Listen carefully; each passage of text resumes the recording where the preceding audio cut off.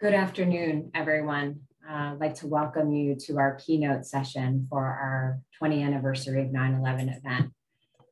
There are certain people in the field that really require no introduction. And when you do give them an introduction, it is a particularly inspiring moment. We have one of those people here today in Peter Bergen. He is many things. He's a journalist, he's a documentary producer, he's the vice president of global studies and fellows at New America. He's a CNN national security analyst. He's a professor of practice at Arizona State University, where he co-directs the Center on the Future of War. He's written 9 books, 3 of which were New York Times bestsellers, and 4 of which were named as the best nonfiction books by the Washington Post. There have been documentaries based on his books, 2 of which were nominated for Emmys, and 1 of which won an Emmy for Best Documentary. And from my standpoint, one of the things that's equally impressive is the pace with which he's able to write these books. In 2011, he published The Longest War, the enduring conflict between America and al-Qaeda. In 2012, he published Manhunt, the 10-year search for bin Laden from 9/11 to Abbottabad. In 2013, he published Talibanistan, negotiating the borders between terror, politics, and religion. In 2014, he published Drone Wars. In 2016, he published United States of Jihad. In 2019, he published Trump and His Generals. And in 2021, he's published The Rise and Fall of Osama bin Laden. And I have to admit, my threshold for buying a book on al-Qaeda or on bin Laden is quite high. This is an area where I feel like I have thought a lot about it, and I've read a lot about it. And yet I purchased this as soon as it came out, and I'm already well into reading it, and I'm finding a lot of new things to think about and a lot of really excellent analysis and commentary. So Peter, it is such an honor to have you with us here today. Particularly difficult anniversary, I think, for many of us who've been working on counterterrorism for a number of years. And I look forward to hearing your thoughts of what we should be thinking about the last 2 decades and the way forward on it. Thank you again for being here. Tricia, thank you for the introduction, and thanks everybody for tuning into this. So, 20 years after 9/11, it would be unpredictable that somebody the UN describes as a leader of al-Qaeda, Siraj Haqqani, has just been appointed to a senior cabinet position in the Taliban government. And he has $5 million on his head for the FBI and up to $10 million for the State Department. I'm not quite sure why there's this difference, but it exists. And according to the UN, he is a leader of al-Qaeda, which is so for the first time in history, somebody who has played a prominent role in al-Qaeda is now playing a prominent role in a sovereign government. And that's a very unpredictable outcome of where we are today, 20 years after 9/11. What does it mean?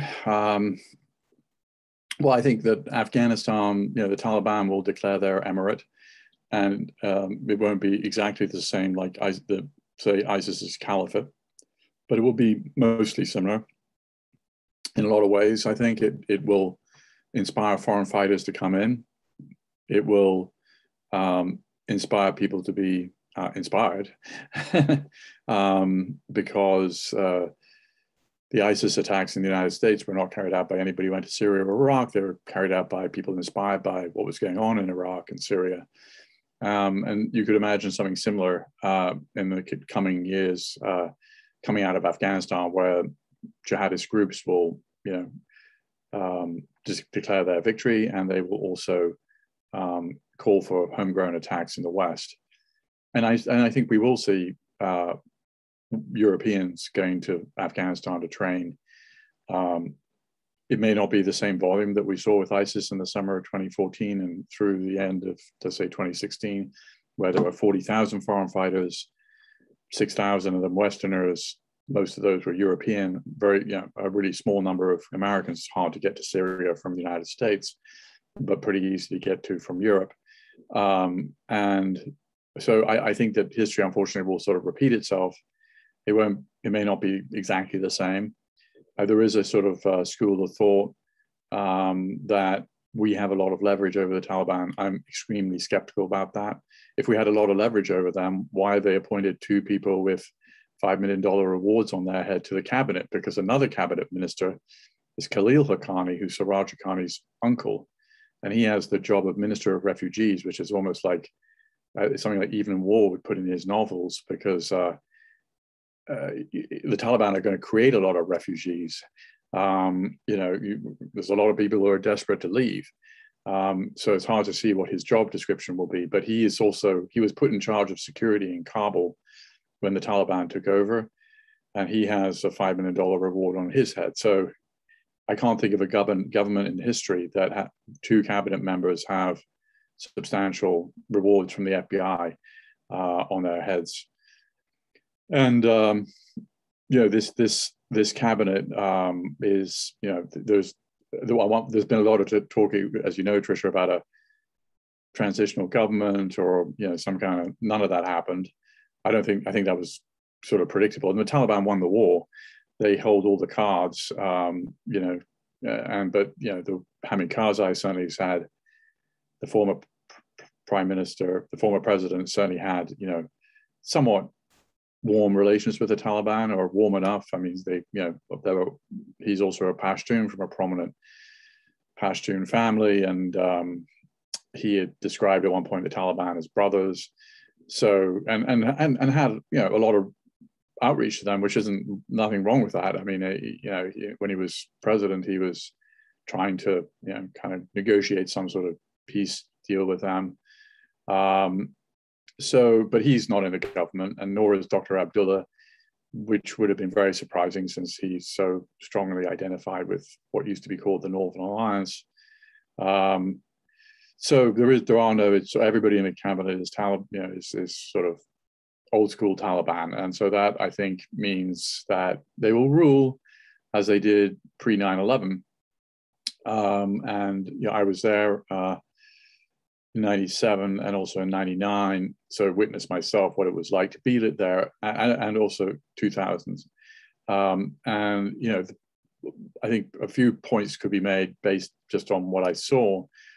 We all know what their social policies were, but I think another thing to understand is the extent to which the economy just simply disappeared. There were 500,000 people in Kabul when I was there in 99, 2000. There are now, people don't know the number, but the number, you hear 5 million, 6 million. I mean, so the place emptied out.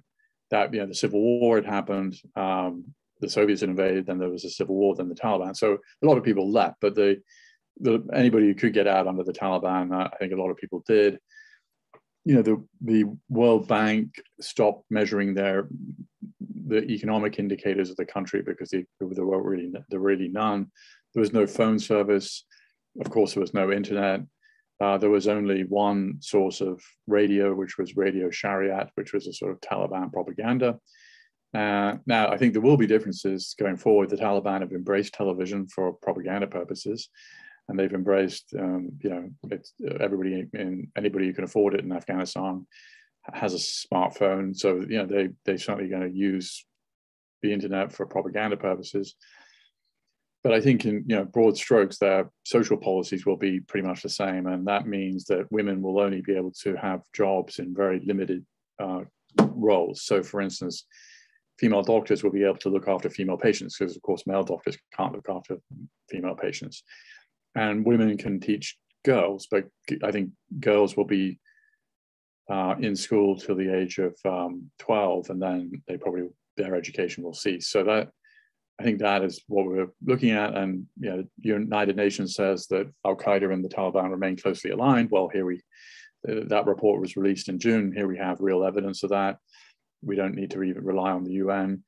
If the Ministry of the Interior is kind of the equivalent of being the head of Department of Homeland Security and the FBI combined, it's one of them. It's probably one of the top three kind of most important roles that Siraj Haqqani has. So that's kind of the picture in Afghanistan. And unfortunately, it's who would know that Tricia we'd be discussing this on the 20th anniversary.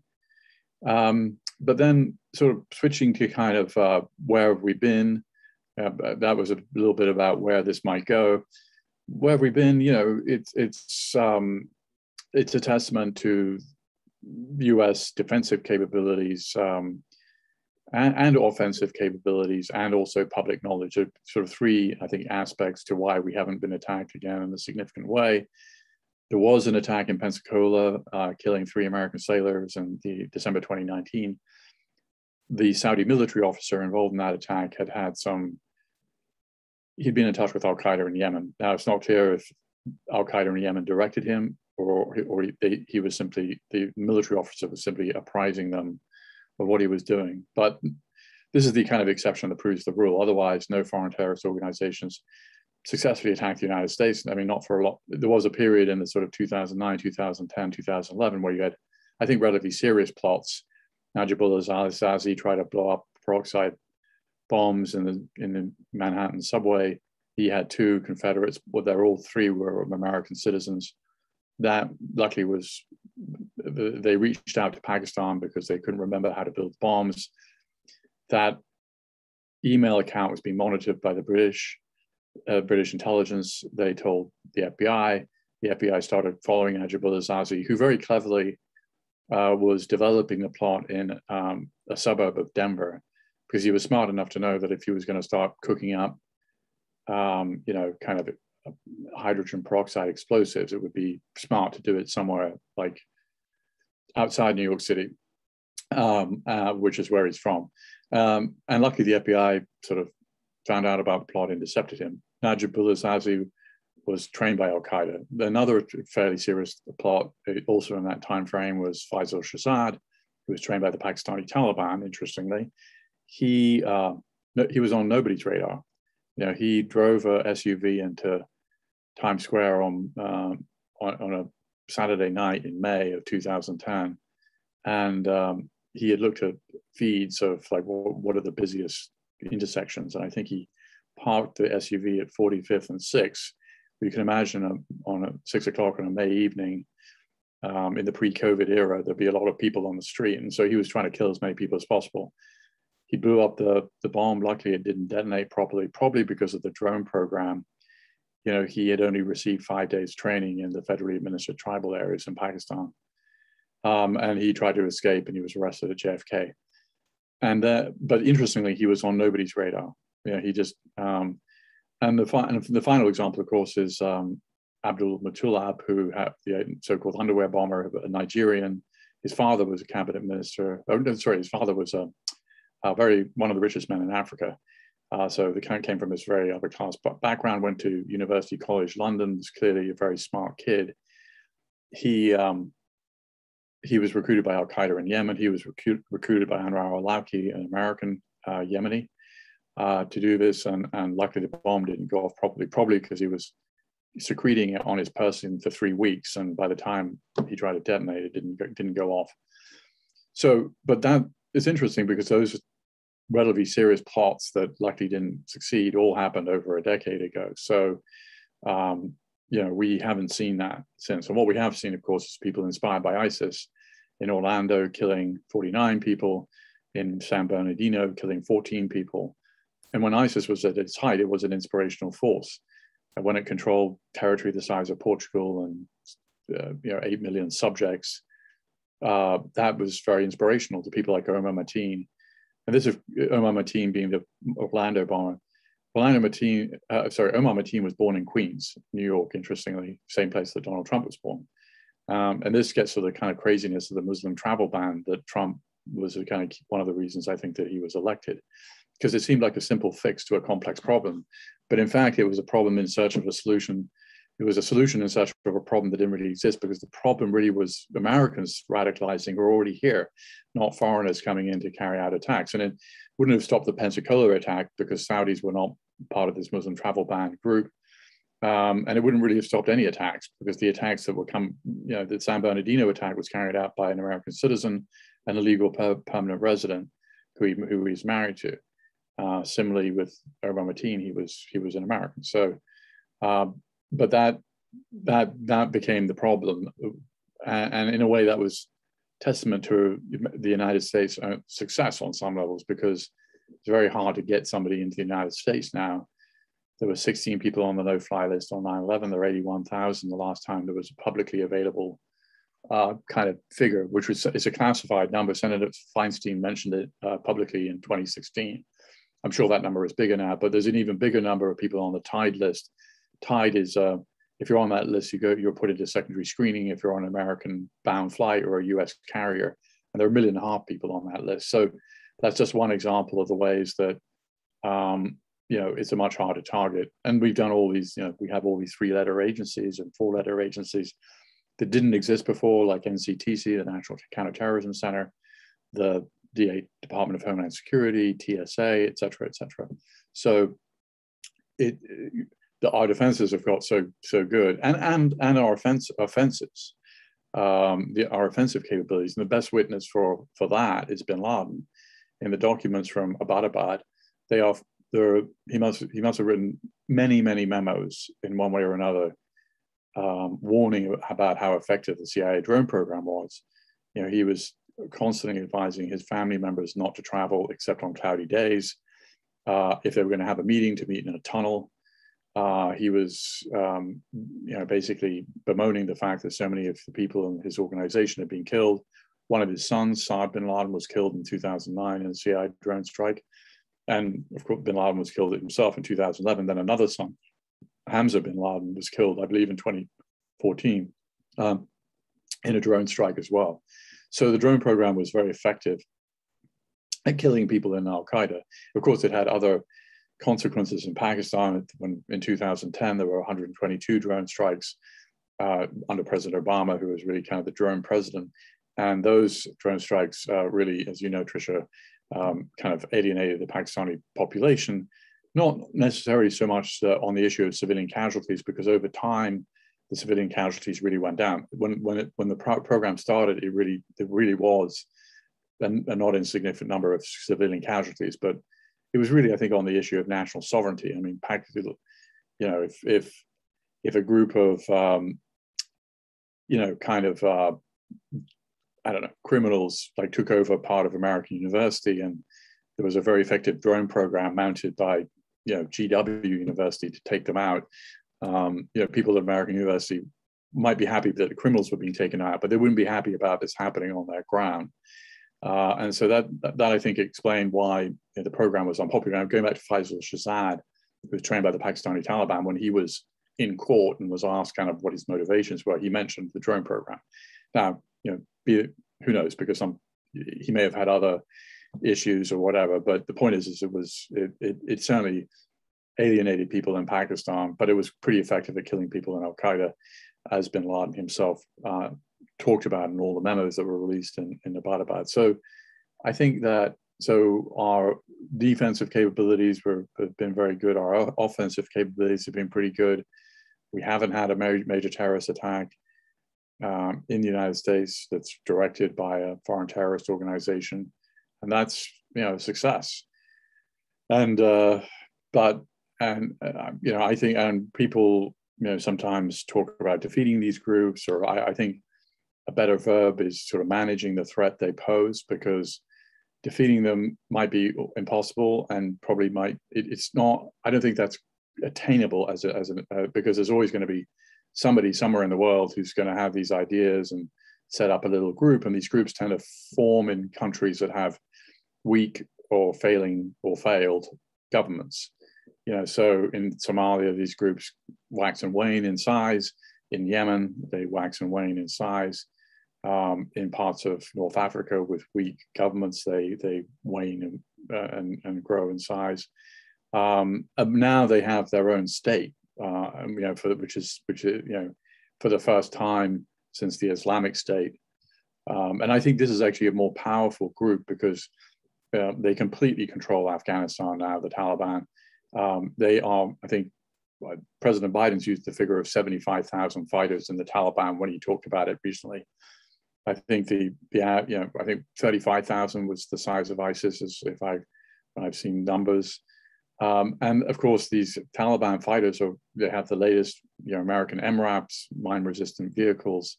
They have the latest armored Humvees. They have all this American material. So they're well armed, and they've been fighting for 20 years. So I think they're a pretty formidable force. And on 9/11, 20 years ago, I was going into CNN to talk about the assassination of Ahmad Shah Massoud. And we didn't know this at the time, but he'd been killed by bin Laden's men. And he'd been killed because he was the last thing between the Taliban and them taking over Afghanistan, and also because bin Laden wanted to give the Taliban a gift, knowing that 9/11 was kind of coming down the pike, and he knew that this would be problematic for the Taliban, but this would be a way of sort of giving them something they really wanted. And so, here we are 20 years later. Ahmad Shah Massoud's son, Ahmad Massoud, who's 32 now, he was 12 20 years ago, a graduate of Sandhurst, studied war studies at King's College London.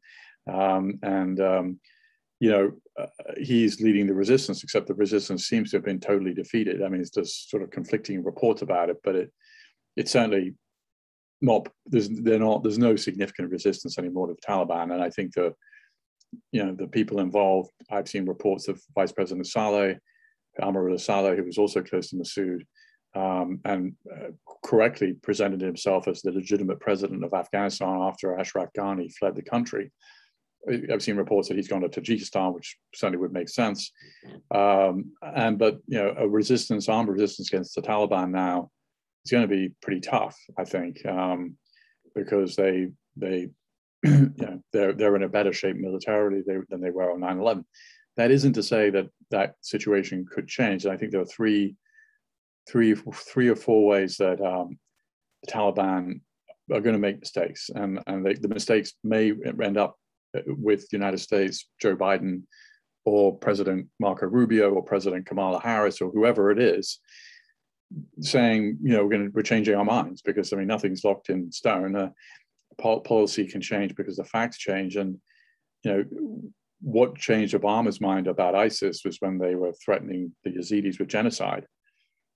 And then they killed Jim Foley and murdered other American journalists and aid workers. That changed. And then also, of course, the coalition against ISIS led by the United States involved dozens of countries, because they were all threatened by ISIS. ISIS killed 130 people in Paris. They killed, I can't remember the number of people at the Brussels airport, but it was like 30 people. They carried out quite a number of attacks in Turkey. And Turkey went from basically sort of allowing ISIS fighters to transit its territory to taking a very different attitude after those attacks. So I think the Taliban and jihadist groups in Afghanistan, they may end up doing ethnic cleansing against the Hazara, which would change American minds about them, including Samantha Power, who, of course, wrote the book on this and is in the cabinet. Or they might kill Americans or dual nationals, or they might kill other Westerners, or there is a terrorist attack that's traceable to Afghanistan that blows up outside a Western embassy or something. So all I'm saying is, yes, the Taliban are in control now, but they may well allow something to happen on their territory or facilitate or that change the picture. So, if we have this conversation 5 years from now, I hope we do, they may not, the situation may have changed for them. I do expect the Chinese to recognize them first. Once the Chinese do, then the Pakistanis will sort of have permission. The Pakistanis don't want to go first, I don't think. And maybe the Russians will recognize them. If the Qataris will recognize them, which I think will be quite helpful, since the Qataris are actually playing a neutral and helpful role for, I think, all parties. But I don't think the United States is going to recognize them. How could they, with these two Al-Qaeda sort of members or associates in the cabinet? But so I'll just leave it there in the sense that, yes, the Taliban totally control the country now, but some set of circumstances could change where that American policy also changes. It's interesting when you point out that the killing of Ahmad Shah Massoud was supposed to be a gift to the Taliban. It strikes me it's a gift that is kept giving in this moment. In an equation in which he's alive and is at the head of the resistance seems like potentially a very different one. Yeah, agreed.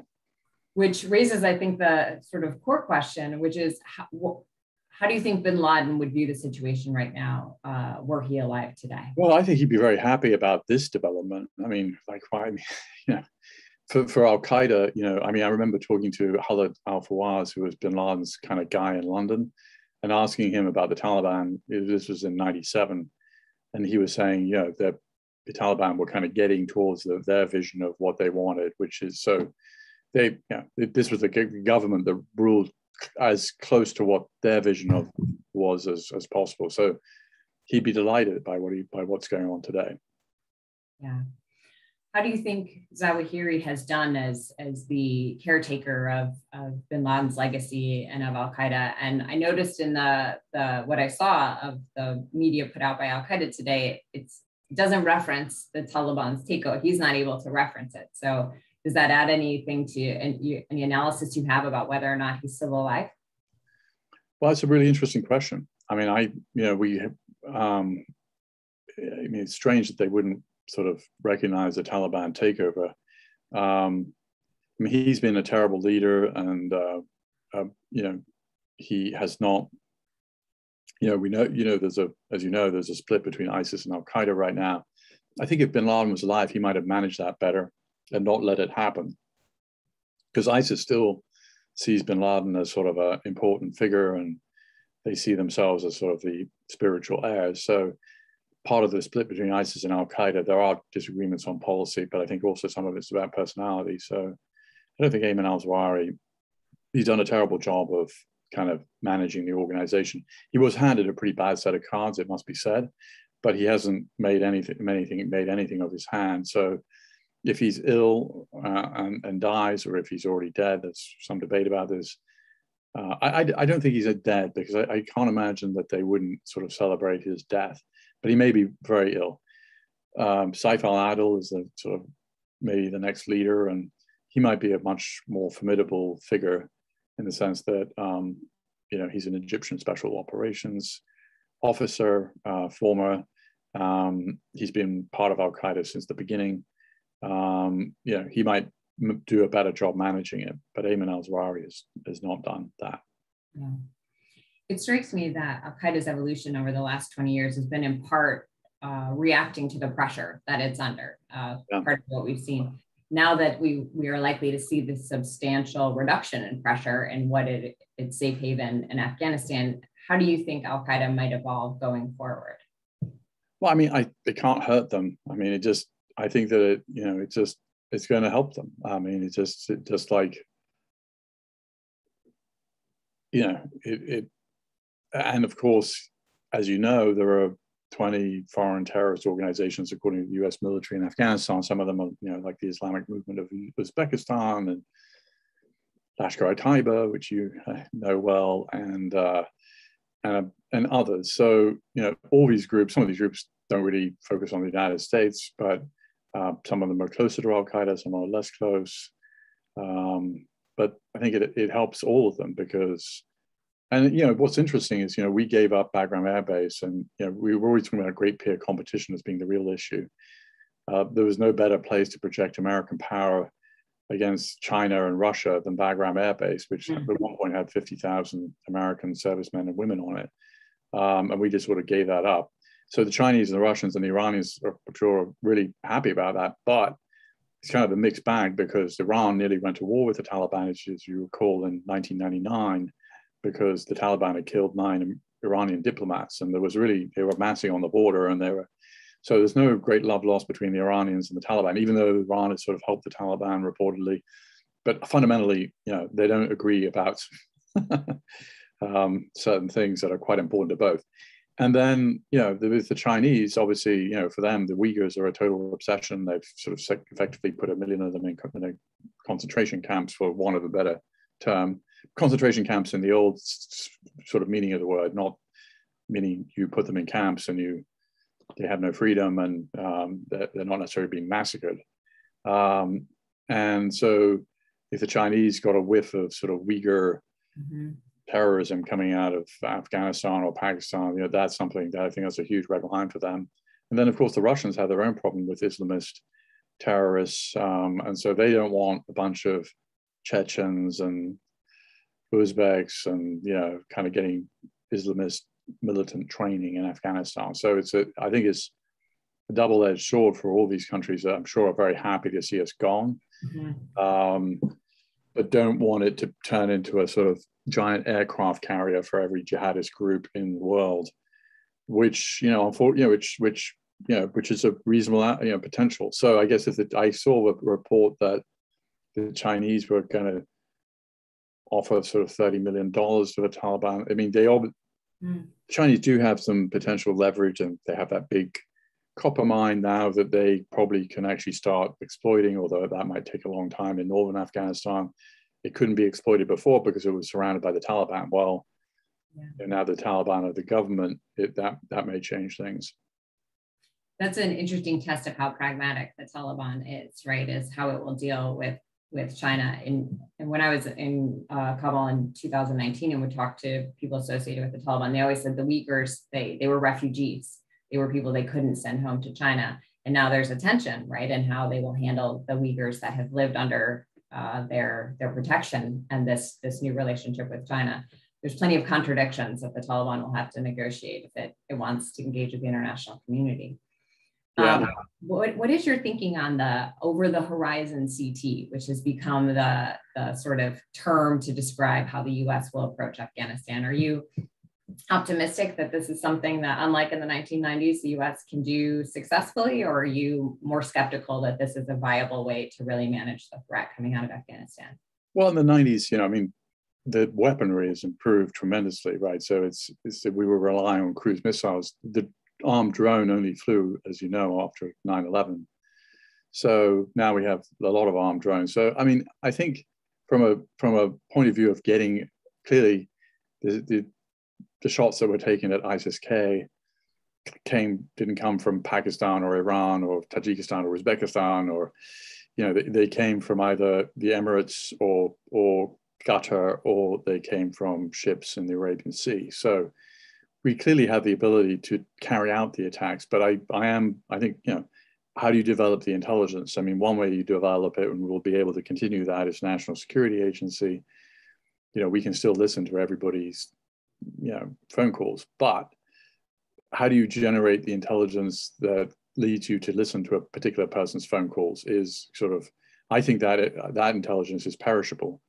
You could take a shot at a suspected ISIS-K target because you developed the intelligence when you were there, but 6 months from now, or a year from now, 2 years from now. In fact, it's very interesting you mentioned the 90s. Of course, it is analogous in the sense that we didn't have any intelligence assets really in Afghanistan. We had these tribal assets which I don't think we'll have this time around because the Taliban are going to be much more in control.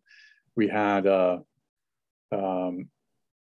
we had the relationship with the Northern Alliance, but that so there's going to be even less sort of on the ground intelligence, at the same time that our technical abilities to collect intelligence and our military capabilities of landing a drone on a particular spot 1,000 miles from wherever you're launching it are better. So, but I think the big picture is it's going to, over time, the intelligence will atrophy. Yeah. And there were, we did do quite a lot of, there were drone strikes against targets in Syria and Iraq. And I don't know enough about how they happened or where those strikes took place and how the intelligence was developed. I'm talking aloud here. I mean, presumably we had very good active local intelligence coming from the Kurds when it came to the ISIS. And also we had, then in Iraq, we also had the Iraqi counterterrorism service. And so none of those things, we don't have anybody on the ground, I guess. And so in Syria, we did have the Kurds, and in Iraq, we have the Iraqi counterterrorism service. Here, we really have nobody, it seems. Yeah, everyone we expected to have when that plan was developed is probably gone or dead at this point. Yeah, and I think the other difficulty with the technical collection that you referenced, which obviously we have robust capabilities, is a lot of those collection assets are being geared now more towards China and Russia and other places. They're sort of a finite pool of resources to use that technology, and I guess I'm not sure how much of attention Afghanistan will get in the collection priorities of some of those assets as well. So I agree with you very much that it will atrophy and creates, I think one of the things that I've noticed is when we talk about Al-Qaeda, there's a lot of comparing it to 2001. And that's sort of the benchmark of how to understand the group. And it seems to me that the group has evolved since its inception, something you know better than anyone, and is likely to continue evolving in ways that make that comparison and that focus sort of blind us to the way that the group might evolve over time. Any group that can survive the last 20 years seems to me to be one that's pretty adaptable and pretty resilient. And if we don't have the ability to monitor it in Afghanistan, it really leaves us open for, I think, some strategic surprise, or at least tactical surprise. So that is a sort of grim takeaway on this already somber day. Do you think I'm being overly pessimistic, or are you thinking along the same lines? I think that they really were decimated, and the best witness for that has been Ladens' many memos that the book that I've written was greatly benefited from. So the Trump administration released 470,000 files. Many of those files were not useful because bin Laden would often write 50 versions of the same memo, and or his kids were watching cartoons. I mean, there's a lot of stuff in there that's not useful. But there were 6,000 pages of his private letters to his wives and his kids, and then all these memos that he wrote to members of Al-Qaeda, leaders of other jihadi groups. And I think that the picture you take away from that is, he misunderstood it himself. He had some understanding of how badly Al-Qaeda had been damaged, but in fact, it was even more damaged. So for them to kind of resurrect themselves is going to take some time, maybe new leadership. But I mean, if they have a safe haven and years of ability to kind of regroup, they can definitely be something other than they are right now. Going back to they have 2 cabinet members essentially in the government, so it's going to be a very permissive environment for them. And it took. Bin Laden arrived in Afghanistan in '96, and 9/11 happened 5 years later. I'm not comparing them because the United States had no defenses against such an attack. And the world is very different. And to put together something like that now, it just couldn't happen because the money transfers that took place would be noticed, the flights would be noticed, the entries of people in. There's a whole series of things that made the plot work that I think would be almost impossible to put together this time. But could they do an attack on the American embassy somewhere in the region? I mean, that's very plausible. Could they attack a bunch of Americans in the region? Sure. Could they train for a fairly large-scale attack in Europe if given 3 or 4 years? Of course. I mean, like a London-style attack where 52 commuters were killed by Al-Qaeda on July 7th, 2005. So I mean, I don't know if you're being pessimistic or optimistic. I mean, I think it's a fact that they'll be able to regroup. What the capabilities will be, I don't really know. And the other issue goes back to this kind of question of, our view of so much of this is about people coming into the country or going to London or going to Paris after training. And that's of course bad, very bad, because people with training are going to be, they can actually carry out a more complex operation. But I do think this question of exciting the jihadi movement by having a caliphate or an emirate essentially we're moving into a new iteration of the same sort of movie we've been watching for a long time.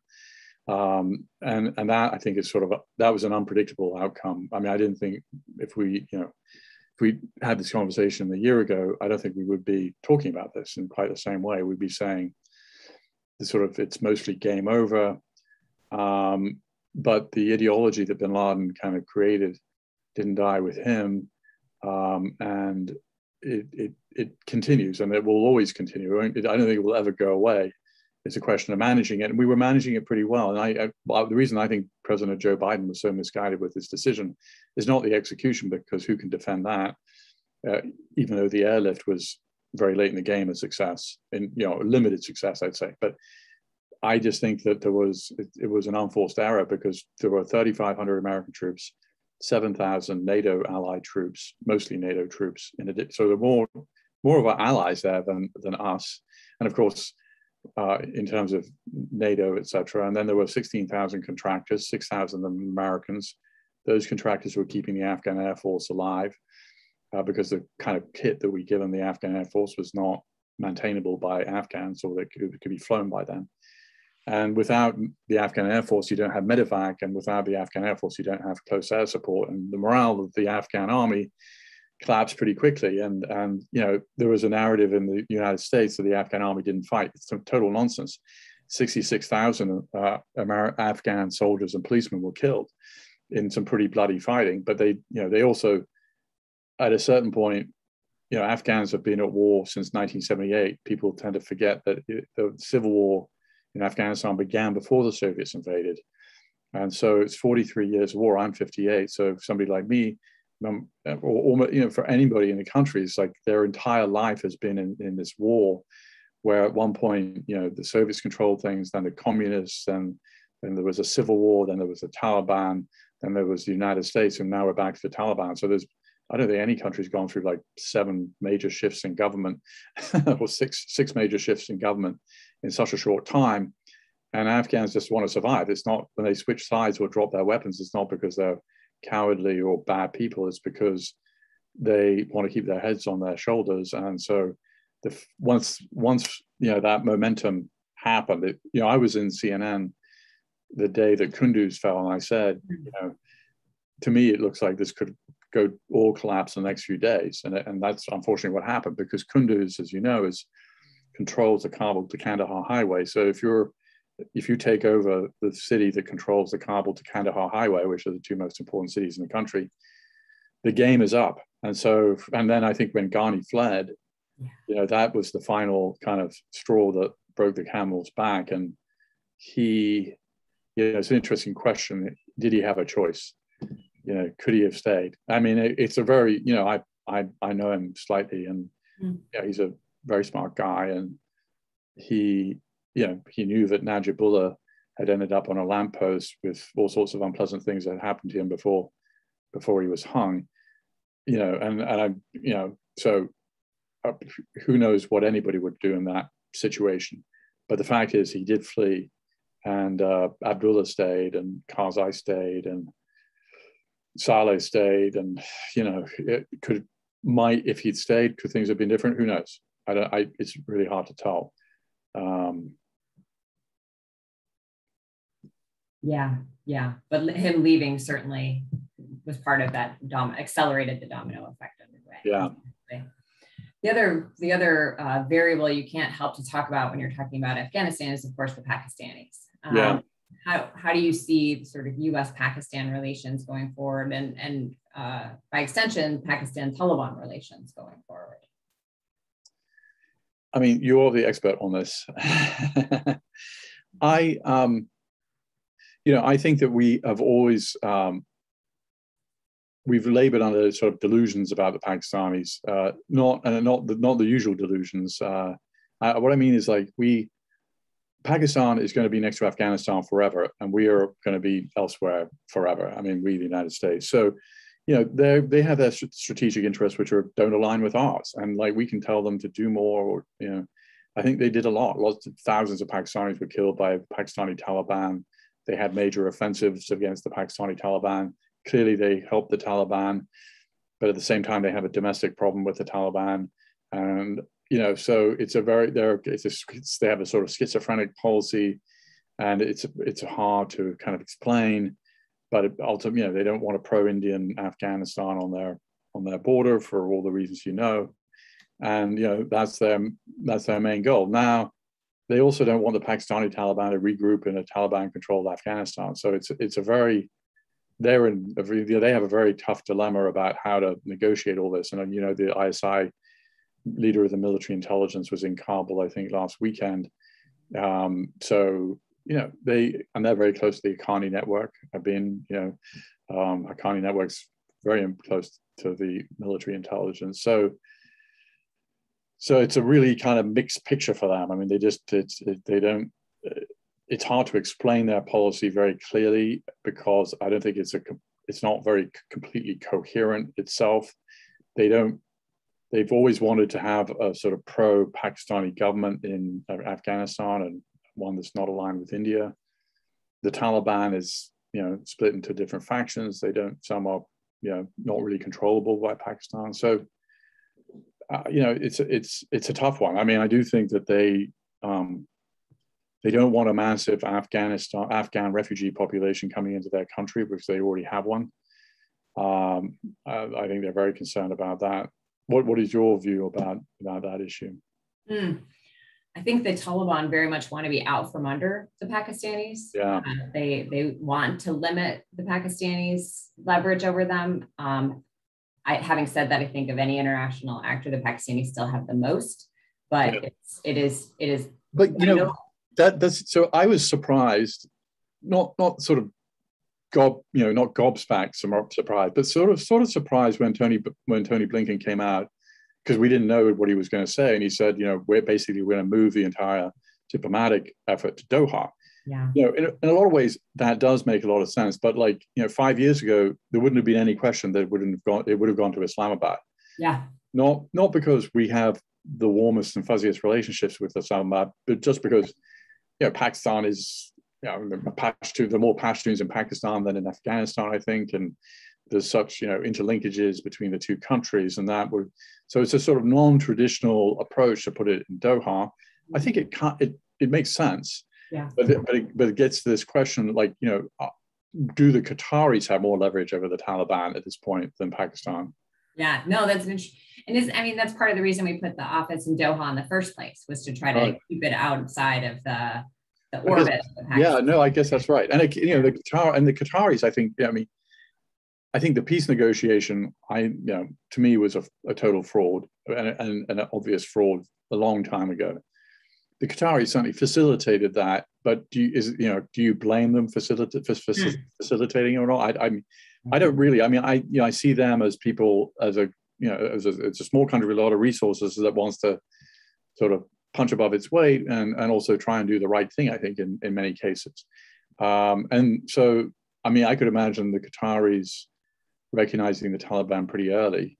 De facto, they have, right? I mean, they're essentially keeping the airport open, the flights are happening, of Qatari Airways flights, and them having, some kind of reasonably good, because they don't want to control Afghanistan in quite the same way Pakistan does. And so, going to your point about maybe the Taliban are trying to get out from under Pakistan, but Qataris certainly are one avenue, and the Chinese are maybe another avenue. Yeah, alternative sources of international legitimacy, absolutely. Yeah. When we think about the Taliban and victory in Afghanistan and overlay that with, for lack of a better way to put it, sort of the bipolar nature of the jihadist movement right now with Al-Qaeda and ISIS, is everyone come out a winner in the jihadist movement with the Taliban's victory, or is this sort of more narrowly on the Al-Qaeda side of the line, or is that distinction maybe not as important when it comes to something? Yeah, I think everyone's a winner, really, because if you look at the jihadi narrative, they defeated the Soviets, they did 9/11, now they defeated the Americans, and I think that in the big picture is kind of that's the story they're telling themselves, and it'll be interesting to see what ISIS-K. Do they kind of, I think a lot of ISIS, tell me what your view is, but I mean, I think a lot of the ISIS-K people are former Taliban who slapped on the ISIS patch to kind of be the biggest, baddest guy on the block, or maybe they objected to the peace negotiations, or maybe it's a local thing. I'm not really sure, because there are some I think, some important similarities between the Taliban and ISIS-K. They both really, when Taliban was in power, they were conducting ethnic cleansing against the alZawahri Shia, which is also something ISIS-K has engaged in recent years. So it's not like they're ideologically super different, I don't think. Yeah. I think, interestingly, I think ISK may be the biggest spoiler in the Taliban consolidation of control at the moment. So there's no one to sort of root for in this dynamic. And I guess that what you just raised gets at maybe sort of a question moving towards the conclusion, which is this a seminal event on par with some of those others that you just named, the Soviet withdrawal from Afghanistan, maybe the US invasion of Iraq, some of these, the Syrian war? There have been these moments that have been shots of adrenaline in the jihadist movement. Are we at a new seminal moment in the I think so. I think so. I mean, it's hard for me to see how it wouldn't be so. I mean, yeah, I think so. I think it's like another iteration of, I mean, if you had 9/11, then you had the Iraq War, which kind of rescued Al-Qaeda, and then you mentioned Syria, which obviously provided Al-Qaeda in Iraq, as far as I mean, by 2011 was mostly completely destroyed, and then the Syrian civil war allowed them to regroup and then sort of reinvade Iraq in 2014. And again, I think so. I think you're right. I think this is another one of these kind of watershed moments that allows the whole movement to kind of re-energize. Yeah. It's a very sobering conclusion 20 years after 9/11 to think we're at the cusp of another seminal moment in the overall movement, and coming at a time when it seems that the US and much of the West is ready to sort of be done with this threat. There's a real incongruent sort of dynamic at work of the threat getting this new life, and the US dedicating less attention and resources to it. Yeah, I think and I mean, this is an interesting thing, which is that, there's all this discussion of peer competition. And that's all fair and good. But I think it tends to obscure the fact that, after Vietnam, everybody didn't want to talk about counterinsurgency or messy foreign wars with, inconclusive. I mean, the West Point, didn't really talk about Vietnam for a long time. But and I think there's a desire to kind of move on at the Pentagon to conflicts they're in a sense more comfortable with. But I think these conflicts will keep happening, unfortunately, and for they're not going to go away, and they're unsatisfactory, they're inconclusive. You can't fire an aircraft carrier at the problem. But I think we definitely don't want to. I mean, the United States has a $750 billion defense budget. We can definitely chew gum and walk at the same time. So the fact is that my guess is either Joe Biden or his successor will intervene in Afghanistan again. If you go back to President Carter, every president since Jimmy Carter, except George H.W. Bush, really has got sucked into Afghanistan for one reason or another. Jimmy Carter, Soviets invaded, Reagan massively amped up the war, put the stinger in. The war was won, the Cold War was won. George H.W. Bush, we kind of turned our attention away. Bill Clinton then had the rise of Al Qaeda, the embassy tax, coal, and then George Bush had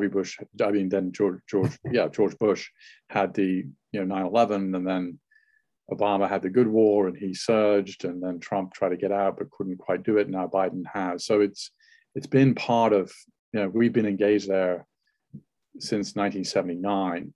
And I think, much as we'd like to just turn it off, that doesn't mean that just one final thought. It's like when Biden declared they were all coming out, there were so many headlines about war over.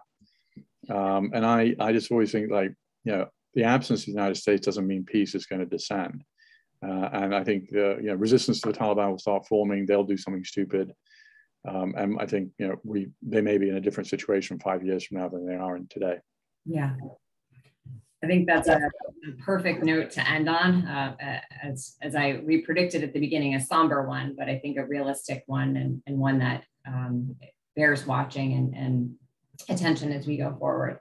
And as always, Peter, it's a privilege to talk to you. It's an honor to have the ability to sit with you on today of all days. I can't think of anyone who I would have preferred to have this discusushan with than you. And thank you for inviting me. Yeah, and I want to again point to Peter's new book on Bin Laden, really the authoritative account of probably the most important figure in the movement, even 10 years after his death. I'll encourage everyone to move to the next session, to their breakout rooms, as they seek to reflect on this day and as we wrap up the event at American. And thank you again, Peter. Thank you very much. Thank you.